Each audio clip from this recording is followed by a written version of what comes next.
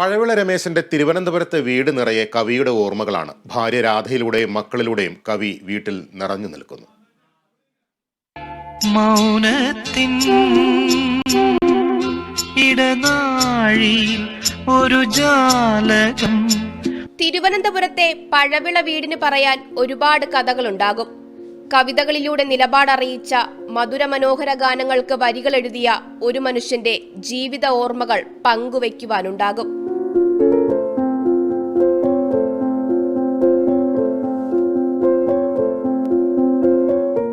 നിഴലായിരുന്ന ജീവിതപാതയുടെ ഓർമ്മകളിലാണ് ഇന്ന് ഭാര്യ രാധയുടെ ജീവിതം. ആദ്യം ഞാൻ വന്നു കയറിയപ്പോൾ തന്നെ എഴുതിയത് ഒരു കവിത. ഞാനായി നീയായി നമ്മൾക്കൊരു ഓമന കുഞ്ഞായി കുഞ്ഞിനൊരമ്മിഞ്ഞയായി നീ അമ്മയായി ഉണ്മയായി ഒത്ത മനുഷ്യനായി അച്ഛനായി എന്നാണ് ആദ്യത്തെ കവിത ഞാൻ വന്നപ്പോൾ. ഏത് കാര്യങ്ങളും തുറന്നു പറയുക എന്നുള്ളതാണ് അച്ഛൻ്റെ ഒരു പ്രധാന സ്വഭാവം. പ്രത്യേകിച്ച് മറവെച്ച് സംസാരിക്കാൻ അച്ഛൻ അറിയത്തതേയില്ല.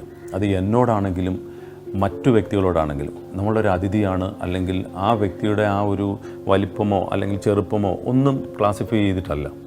എന്ത് കാര്യമാണോ ശരിയാണെങ്കിൽ അത് ശരിയാണെന്ന് പറയുകയും തെറ്റാണെങ്കിൽ തെറ്റാണെന്ന് തന്നെ അപ്പം തന്നെ പറയുകയും മുഖത്ത് നോക്കി പറയുകയും ചെയ്യുന്ന, അദ്ദേഹത്തിന് വഴക്ക് പറയണമെങ്കിൽ ചീത്ത പറയണമെങ്കിൽ മുഖത്ത് നോക്കി ആ സമയത്ത് തന്നെ ചീത്ത പറയുക, ആ ഒരു പ്രകൃതമായിരുന്നു അദ്ദേഹത്തിന്. മക്കൾ സൂര്യയ്ക്കും സൗമ്യയ്ക്കും അച്ഛനെ കുറിച്ച് പറയാൻ കഥകളേറെയാണ്. രാവിലെ എണീറ്റിട്ട് ഓമെന്ന് എഴുതിയിട്ട് ഡയറി ഫുൾ ഞാൻ എഴുതി വെക്കും.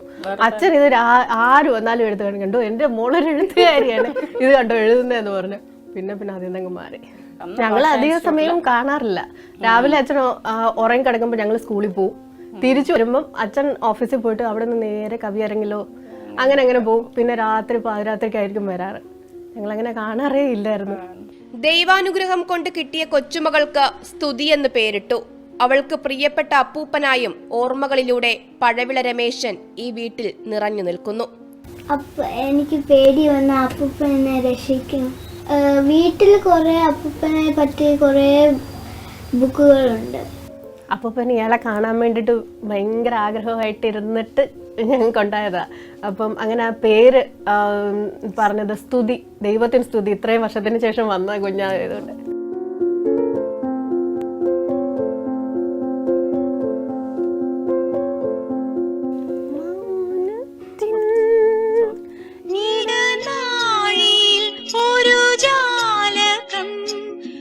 Kerala vision news, Thiruvananthapuram.